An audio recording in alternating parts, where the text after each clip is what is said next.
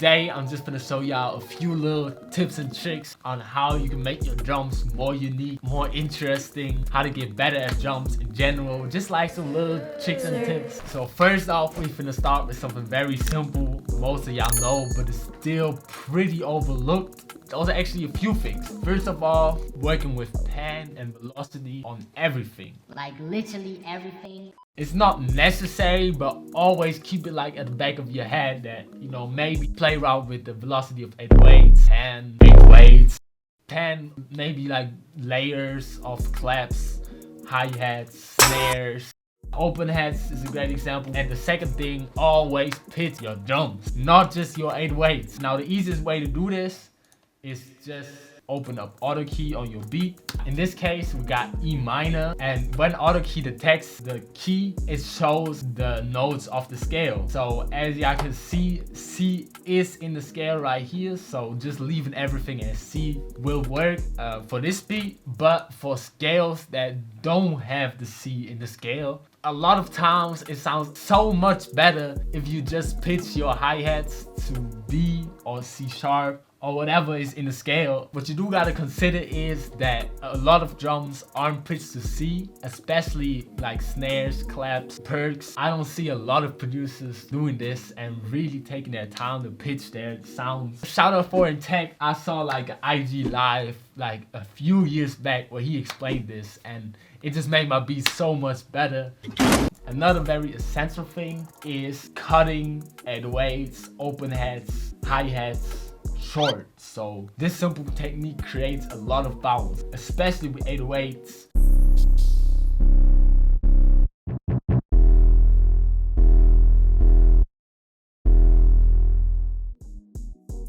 Layering snares, claps, perks, but especially layering the simple clap or snare pattern. A cool thing to do is, for example, to search out like a percussion and then add reverb or delay onto this snare, rim, clap, whatever you just picked. I just picked the snap which already has reverb on it, and then just layer every 4th clap with it, or layer every 2nd clap. That already spices up your simple clap pattern. Now in this case I didn't do it because the hi-hats just go crazy.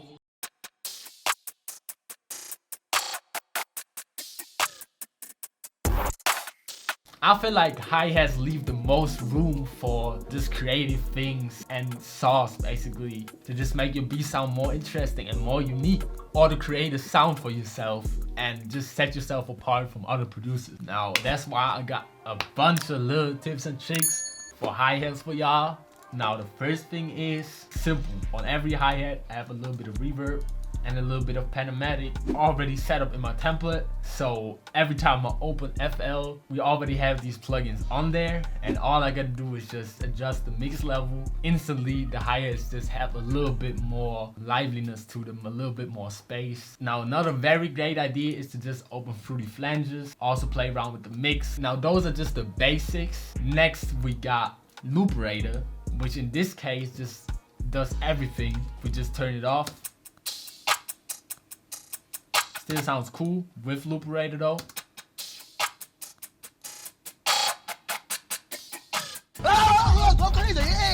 I don't think I have to tell y'all how much possibilities you have with looperator. The very underrated thing about looperator is playing with the mix knob. You can just have a crazy effect going on in looperator and then just blend it in with the normal hi-hat. Now if that isn't enough, you can also layer your hi-hats in a crazy way to create some unique bounces and just in general make X and hi-hat patterns and then affect those differently to create a whole new, just crazy bouncy hi-hat pattern. Now you can obviously randomly layer hi-hats, but a cool technique for layering trap hi-hats is to layer them with a drill hi-hat pattern and then really randomize the velocity a lot and the panning, and then just blend them in with the normal trap hi-hat. Now my favorite plugin to spice up your X and hi-hat patterns is Camel Space. Now I'm gonna just apply this preset right here, which comes with my looperator bank, to this X and drill hi-hat pattern,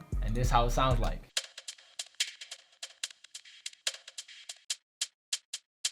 Now that gives a crazy new bounce, and if you layer that with your main hi-hat, it just adds a whole nother layer of just bounce and uniqueness. Now another much simpler cool trick you can do with the lay bang is have like a hi-hat roll like this, and then just open the lay bang and turn this slider up right here. Now it sounds like this.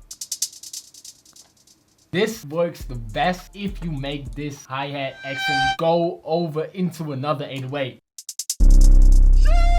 But yeah, there's literally no rules and no limitations as far as hi-hats go. Find your own sauce. I just showed y'all what I like to do. At the end, I want to talk about 808s a little bit. First thing, which I just recently started doing, is using the EQ knob instead of the boost knob. It almost gives you the same result, but I feel like the EQ knob is just a little more precise and a little more smooth. To make your 808s hit even harder though, what I started doing recently is using this plugin by Ramzoid called 808 Cooker and applying distortion with this plugin. You can just jack in your 808 right here and then just play around. So this is the 808 normally.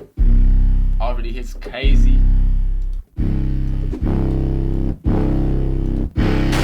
Like what the fuck? Bro, like chill. Oh my god.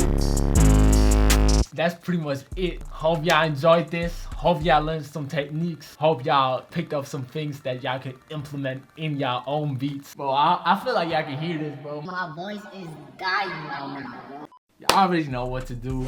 Like, subscribe, turn notifications. Check out my other kits as well. Let me know in the comments what videos y'all want next. Yeah, have an amazing day. I'm out.